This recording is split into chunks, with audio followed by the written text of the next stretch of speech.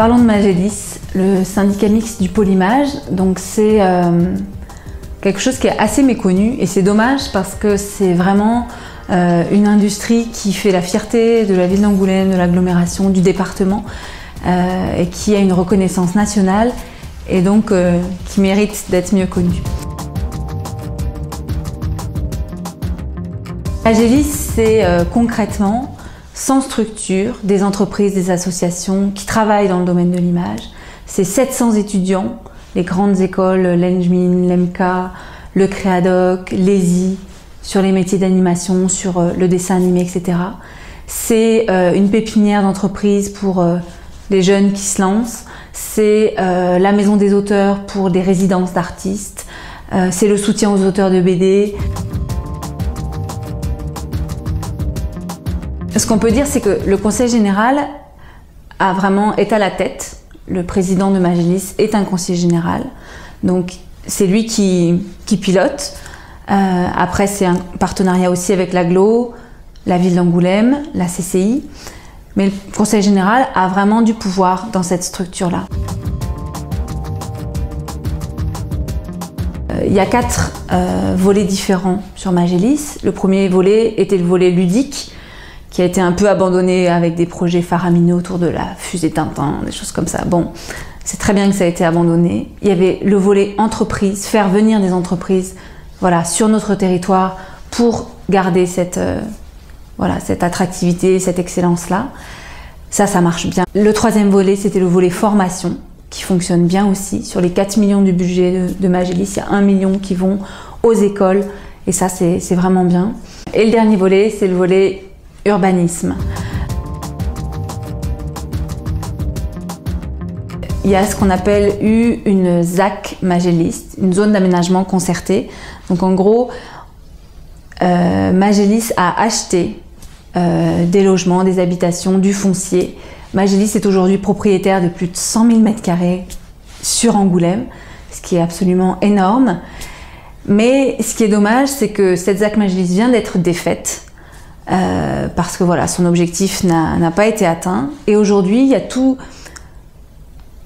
ce potentiel, si je puis dire, qui est laissé en friche pour la plupart. Quand on pense à l'avenue de Bordeaux, là, et à tous les immeubles qui sont murés, squattés pour certains, qui posent des problèmes du coup de salubrité publique, d'insécurité. Voilà. Eh ben, c'est ça aussi Magélis, c'est un foncier qui n'est pas correctement aujourd'hui utilisé, maîtrisé, qui coûte énormément à Magélis en termes de taxes foncières qui revient à la ville d'Angoulême, mais qui coûte.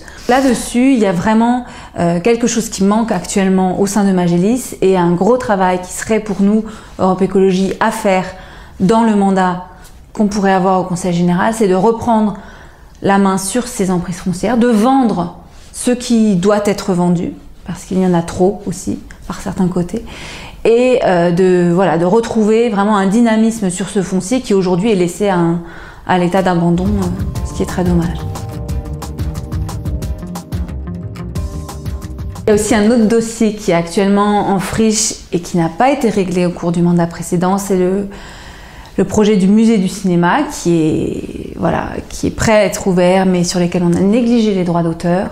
Qui est vraiment une erreur colossale, 15 millions d'euros qui ont été mis là-dedans et aujourd'hui c'est laissé en plan. On ne sait pas ce que va devenir ce musée du cinéma. Donc là-dessus, il faut vraiment que des décisions soient prises. Soit on l'ouvre, on y met un budget de fonctionnement, soit on fait une grosse fête, on fait venir tous les Angoumoisins, tous les Charentais pendant tout l'été pour au moins le visiter une fois et après, on le détruit et on en fait autre chose. Mais il faut vraiment prendre une décision claire sur ce projet-là qui ne peut pas rester éternellement en friche.